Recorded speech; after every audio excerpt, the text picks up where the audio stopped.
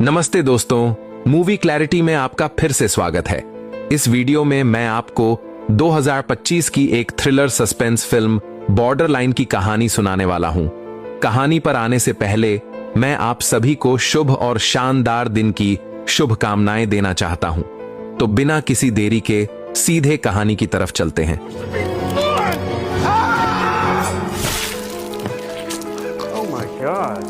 Film की शुरुआत होती है एक आदमी पॉल से, जो अपनी प्यारी गर्लफ्रेंड सोफिया से शादी कर रहा है। सब कुछ किसी सपने जैसा खूबसूरत लगता है और पॉल हमें एक फ्लैशबैक में ले जाता है जहां से यह सब शुरू हुआ था।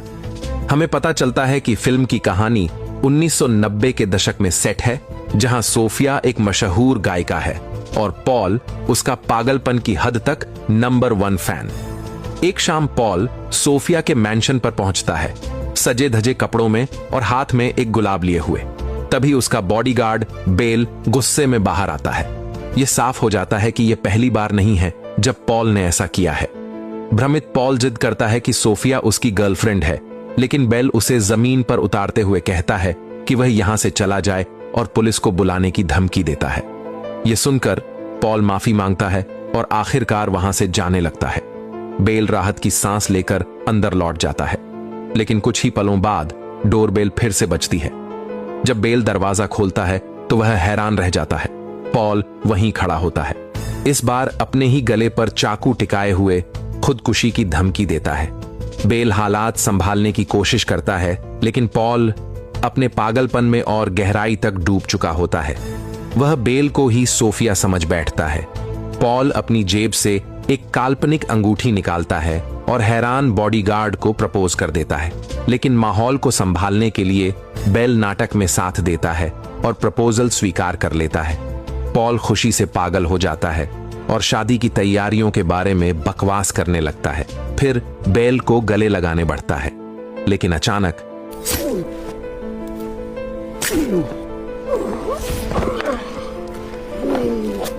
हालात पलट जाते हैं।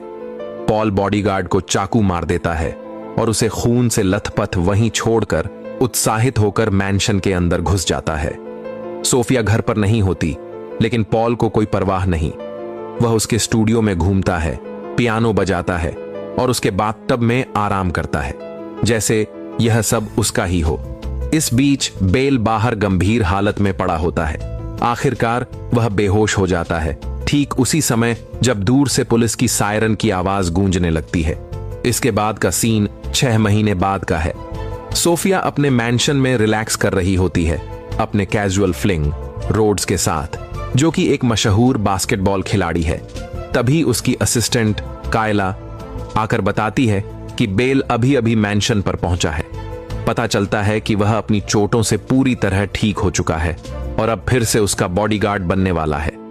सोफिया खुशी से दौड़कर उसे गले लगाती है, जिससे उनके प्यारे रिश्ते की झलक मिलती है।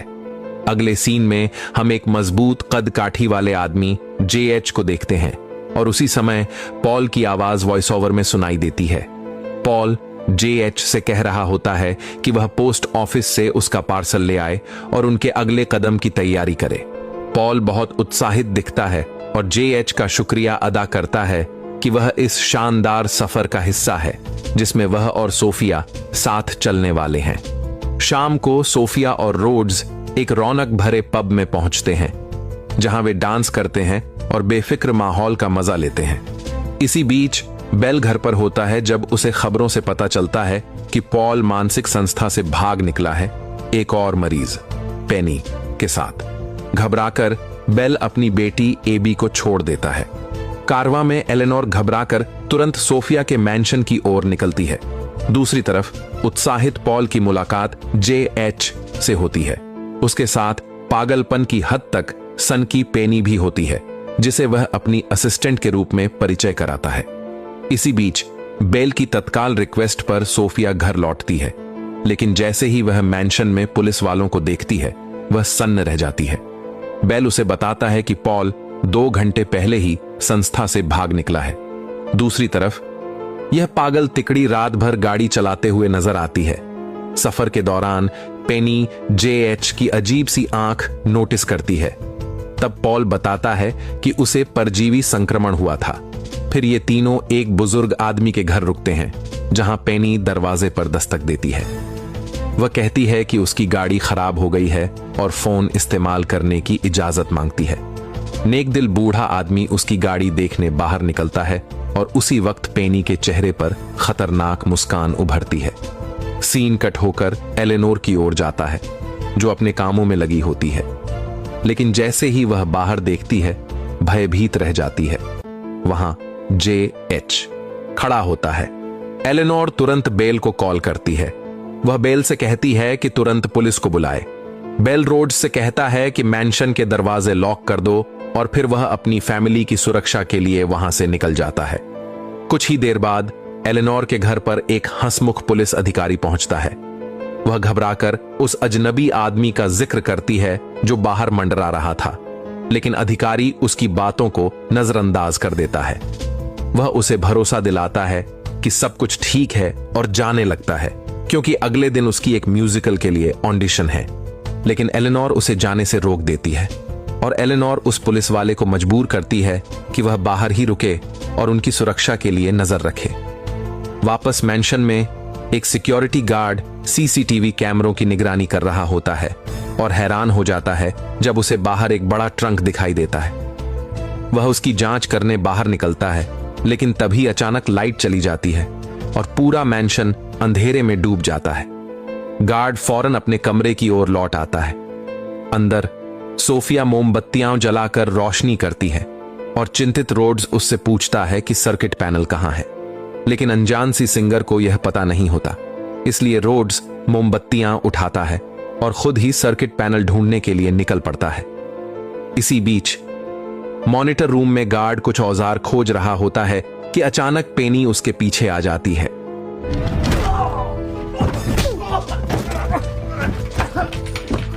पागल लड़की टॉर्च उठाती है और गार्ड का गला दबाने लगती है, लेकिन गार्ड जोरदार मुकाबला करता है और थोड़ी देर के लिए हालात पलट देता है। एक भयंकर झगड़े के बाद आखिरकार पेनी हावी हो जाती है और गार्ड को माइक्रोवेव से खत्म कर देती है। इसके बाद अब मैंशन में अकेली रह गई सोफिया घबराकर हर दरवाजा और खिड़की बंद कर देती है। वह मोमबत्ती जलाती है और तभी हम देखते हैं कि उसके पीछे चुपचाप कोई खड़ा है। उधर रोड्स को सर्किट पैनल मिल जाता है और अचानक मैंशन में फिर से रोशनी भर जाती है। उसी वक्त पॉल सीधे सोफिया के पीछे आकर उसे गले लगा लेता है। वह माफी मांगता है कि उसने उसे इतने समय तक अकेला छोड़ दिया, लेकिन डरी हुई सोफिया उसे धक्का देती है और किचन में पड़ी चीजों से उस पर हमला करने लगती है। इसी दौरान रोड्स अब भी गैरेज में होता है। आवाजें सुनकर रोड्स चौकन्ना हो जाता है। सोफिया भागकर फ्रंट डोर तक पहुंचती है और दूसरी तरफ रोड्स भी आ जाता है, लेकिन सोफिया का हाथ कुंडी तक कुछ इंच दूर रह जाता है। दुर्भाग्य से पॉल उसे जोर से कांच पर पटक देता है, जिससे वह बेहोश हो जाती है और रोड्स दूसरी तरफ से बेबस होकर यह सब देखता रह जाता है। उधर बेल आखिरकार अपने घर लौटता है, लेकिन उसे यह एहसास नहीं होता कि पुलिस वाला जिसे निगरानी करनी थी वहां मौजूद ही नहीं है। वह फौरन अपने परिवार से कहता है कि तुरंत सामान पैक करो और पुलिस स्टेशन चलो। सीन कट होकर 1 मिनट पहले का फ्लैशबैक दिखाता है, जहां पुलिस अधिकारी बाहर खड़ा अपने म्यूजिकल ऑडिशन के लिए रिहर्सल कर रहा होता है। अचानक उसे पता चलता है कि उसकी साइकिल की चेन किसी ने चुरा ली है। तभी पीछे से JH दबे पांव आता है और उसी चेन से उसका गला घोंट देता है। वह उसे बेरहमी से कई घूंसे भी मारता है और हमेशा के लिए चुप करा देता है। फिर लाश को घसीटकर पास ही छुपा देता है। वर्तमान में लौटते हैं, जहां बेल और उसका परिवार कार में बैठते हैं, लेकिन पाते हैं कि JH पहले से ही उनका इंतजार कर रहा है। वह सीधे बेल पर बंदूक तान देता है और उसे मजबूर करता है कि अपना हथियार सौंप दे। फिर आदेश देता है कि कार को सोफिया के मैंशन की ओर ले चलो। कुछ देर बाद सोफिया होश में आती है और खुद को अपने रिकॉर्डिंग बूथ में बंद पाती है, जबकि सामने पॉल बैठा होता है। पॉल उत्साहित होकर उनकी आने वाली शादी की बातें करने लगता है। सोफिया उसे समझाने की कोशिश करती है और बताती है कि वह गहरे सदमे में है। सच तो यह निकल कर आता है कि पॉल ने अपनी गर्लफ्रेंड को सोफिया के एक कॉन्सर्ट के दौरान खो दिया था और यही उसे पागलपन की ओर ले गया। लेकिन पॉल सच्चाई का सामना करने से इनकार कर देता है और सोफिया को चुप करा देता है, जिससे वह बेहद निराश हो जाती है। उधर बेबस बेल जेएच से गुहार लगाता है कि वह उसके परिवार को छोड़ दे और मामला सिर्फ उसी के साथ सुलझाए। लेकिन यह बात उस विशालकाय आदमी को और चिढ़ा देती है। वह अचानक गाड़ी रुकवाता है, जेएच बेल को कुछ मीटर दूर ले जाता है और सड़क के किनारे घुटनों पर बैठने को कहता है। फिर निर्दयता से उसे गोली मार देता है। कार में तेज संगीत बज रहा होता है, इसलिए बेल का परिवार गोली की आवाज नहीं सुन पाता। इसके बाद जेएच गाड़ी में लौटता है और एलेनोर को मजबूर करता है कि वह ड्राइविंग जारी रखे और सोफिया के मैंशन की ओर ले चले। दूसरी तरफ पॉल उत्साहित होकर सोफिया का परिचय पेनी से कराता है, यह कहते हुए कि वह भी उसी की तरह गाती और पियानो बजाती है। वह दोनों औरतों को अकेला छोड़ देता है ताकि वे एक दूसरे को जान सकें और खुद शादी की तैयारी करने चला जाता है। पॉल शानदार सूट पहनता है और एक पैकेज खोलता है जिसमें से एक खूबसूरत खंजर निकलता है। चेहरे पर खतरनाक मुस्कान लिए वह नीचे उतरता है और एलेनोर व एबी का शादी के मेहमानों की तरह स्वागत करता है। उधर पेनी सोफिया को शादी का जोड़ा दिखाती है और उसके शरीर और त्वचा की तारीफ करती है, लेकिन वह निराशा भी जताती है कि उसने सोचा था गायिका और भी ज्यादा खूबसूरत होगी। सोफिया मौके का फायदा उठाती है और उस पागल लड़की से कहती है कि उसका मेकअप बैग बाथरूम से ले आए, जिससे उसका चेहरा और अच्छा लगेगा। पेनी खुशी खुशी उसे लेने चली जाती है। इसके बाद सोफिया रिकॉर्डिंग बूथ से बाहर निकलती है और एक गिटार उठा लेती है। सोफिया दरवाजे के पीछे छिप जाती है, तैयार कि जैसे ही पेनी लौटेगी वह उस पर हमला करेगी। लेकिन जैसे ही वह वॉर करती है वह चौंक जाती है, क्योंकि सामने रोड्स होता है जो बेहोश होकर गिर पड़ा है। लिविंग रूम में पॉल उत्साहित होकर ईबी से कहता है कि वह शादी में फ्लावर गर्ल बने और जेएच ने उसके लिए पहले ही ड्रेस चुन लिया है। लेकिन छोटी बच्ची ट्रंक से आती आवाजों को सुनकर पूछती है कि क्या उसके अंदर कोई है। पॉल उसे खोलने की इजाजत देता है और जब वह ऐसा करती है तो हैरान रह जाती है। अंदर वही बुजुर्ग आदमी होता है, वही जिससे पेनी ने पहले मदद मांगी थी और फिर हमला किया था। असल में वह आदमी एक पादरी निकलता है जिसे पॉल ने अगवा किया है ताकि वह उसकी विकृत शादी सोफिया से करवा सके। दूसरी तरफ सोफिया किसी तरह रोड्स को होश में लाती है और उसे मारने के लिए माफी मांगती है, लेकिन इससे पहले कि वे ज्यादा बात कर पाते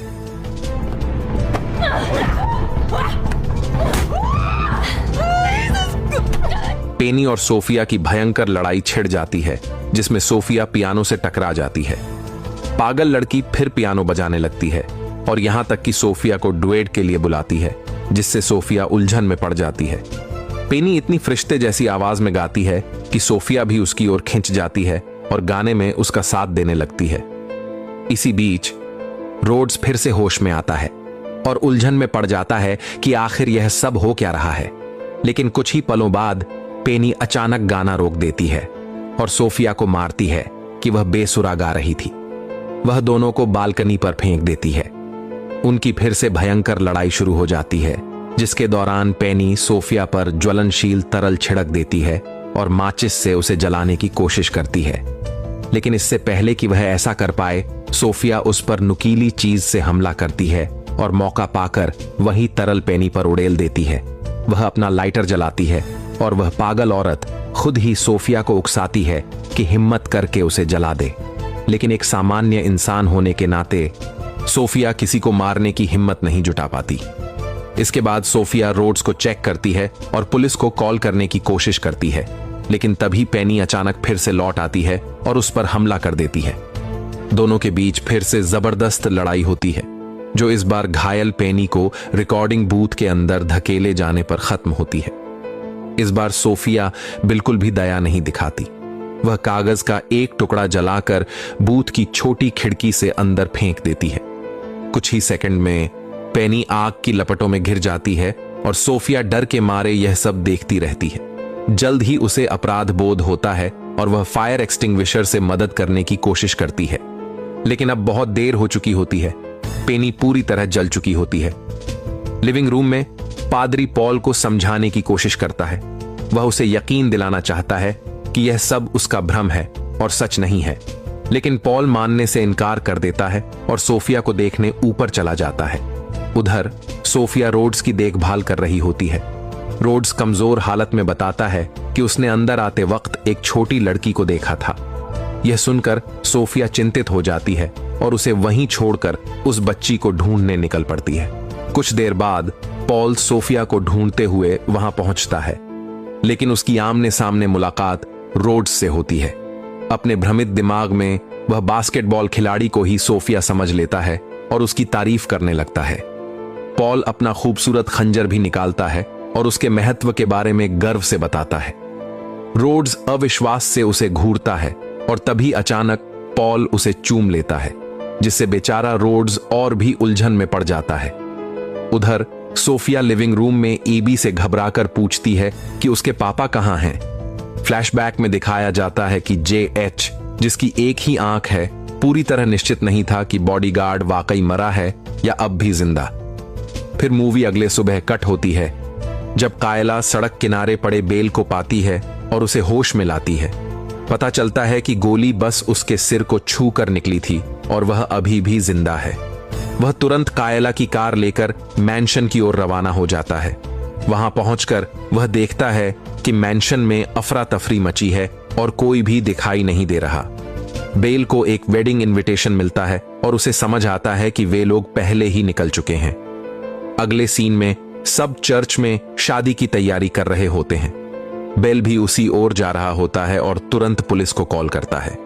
चर्च के अंदर सोफिया डर के मारे पागल आदमी से शादी करने को तैयार बैठी होती है, लेकिन पॉल अपने भ्रम में उसे किसी और समझ लेता है और कहता है कि बैठो, उसकी दुल्हन आने वाली है। जल्द ही समारोह शुरू होता है, जहां एबी फ्लावर गर्ल बनकर एंट्री करती है और काल्पनिक फूल बिखेरती है। लेकिन कुछ ही पलों बाद पूरा हॉल सन्न रह जाता है जब रोड्स सामने आता है, शादी का जोड़ा पहनकर। इसी वक्त बेल भी पहुंचता है।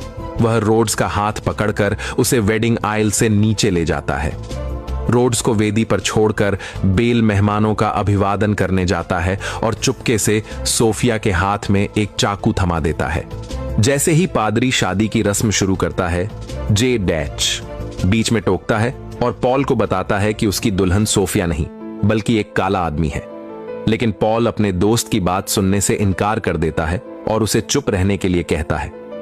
इसके बाद पादरी शादी की रस्म पूरी कराता है और दोनों को पति पत्नी घोषित करता है। उत्साहित न होते हुए भी पॉल रोड्स को चूमता है और सीन फ्लैशबैक होकर शुरुआती दृश्य पर चला जाता है, जहां उसे सोफिया से शादी करते दिखाया गया था। अब साफ हो जाता है कि यह सब सिर्फ उसके दिमाग में था, क्योंकि हकीकत में उसके सामने रोड्स खड़ा था। काफी देर तक चूमने के बाद पॉल अचानक पागलपन में आकर अपना खंजर रोड्स के पेट में घोंप देता है, जिससे वह जमीन पर गिर पड़ता है। सब लोग दहशत में सांस रोक लेते हैं, लेकिन बेल मौके का फायदा उठाकर पॉल को जमीन पर पटक देता है। इसके बाद बेल JH का चेहरा पानी में दबोच देता है, जबकि पॉल यह सब अफरा तफरी देखते रहता है। कुछ ही देर में सोफिया आगे बढ़ती है और खंजर अपने हाथ में ले लेती है। तभी पॉल आखिरकार उसे पहचान लेता है और हकलाते हुए माफी मांगता है, लेकिन सोफिया उसके चेहरे पर जोरदार लात मारती है। अचानक JH एबी को पकड़ लेता है और उसकी कनपटी पर बंदूक तान देता है। वह गुस्से में बेल को आदेश देता है कि खंजर नीचे रख दे और उसे थमा दे।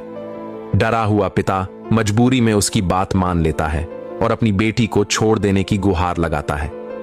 लेकिन जैसे ही लगता है कि सारी उम्मीदें खत्म हो गई हैं,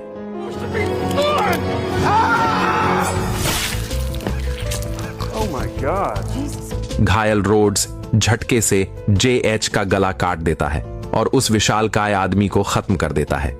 इसी बीच पॉल अब भी अपने भ्रम में खोया रहता है। वह खुद को और सोफिया को नए नवेले दूल्हा दुल्हन की तरह चर्च से खुशी खुशी बाहर निकलते हुए देखता है। इस सब के बाद आखिरकार अधिकारी चर्च में पहुंचते हैं। सोफिया रोड्स से पूछती है कि क्या वह उनके रिश्ते को एक मौका देना चाहेगा, लेकिन रोड्स मजाक में कहता है कि यह नामुमकिन है, क्योंकि अब वह एक शादीशुदा आदमी है।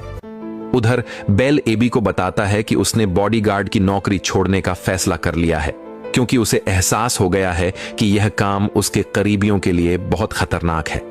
आखिरी सीन में पॉल को पुलिस कार में ले जाया जा रहा होता है, लेकिन अपने भ्रम में वह मानता है कि वह लिमोजीन में बैठा है। वह खुशी खुशी अपने हनीमून प्लान्स के बारे में बातें करता रहता है। वह ड्राइवर से यहां तक कहता है कि उसे हिल्टन होटल पर उतार दे, लेकिन उसका यह भ्रम तुरंत टूट जाता है और फिल्म इस तरह खत्म होती है कि पॉल अपने किए गए गुनाहों के बोझ तले बुरी तरह टूटकर रोने लगता है। ठीक है दोस्तों, देखने के लिए धन्यवाद। अगले वीडियो में फिर मुलाकात होगी।